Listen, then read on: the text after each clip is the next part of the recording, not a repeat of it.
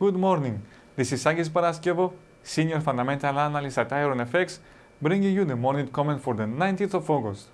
Fed's Williams joins the hawkish side.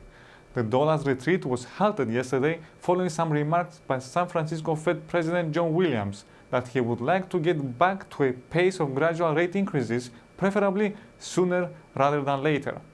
He said that the economy's strength warrants such a move and that the September rate hike should definitely be in play, echoing recent remarks from Fed's Dudley and Lockhart.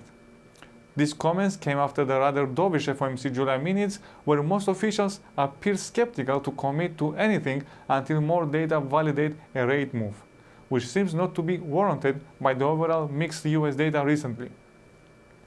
Even though Williams is not an FOMC voting member this year, he is considered to be a close ally of Chair Yellen, suggesting that his views may be roughly aligned with those of the Fed chief. As a result, this could be an indication of what tone we should expect from Yellen next week at the Jackson Hole Economic Symposium. Even though we expect the Fed chief to leave all options on the table by adopting a cautious yet optimistic view, as has been her usual method of operation in her last few appearances, any reference to September being a live meeting may cause a market repricing of near-term hikes. In addition, if we were to see more Fed speakers joining this hawkish chorus in coming days, USD could remain somewhat supported.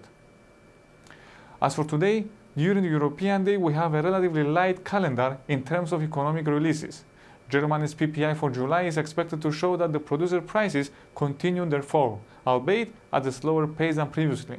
In Canada, CPI data for July are coming out. The headline rate is expected to have declined, while the core rate is forecast to have remained unchanged.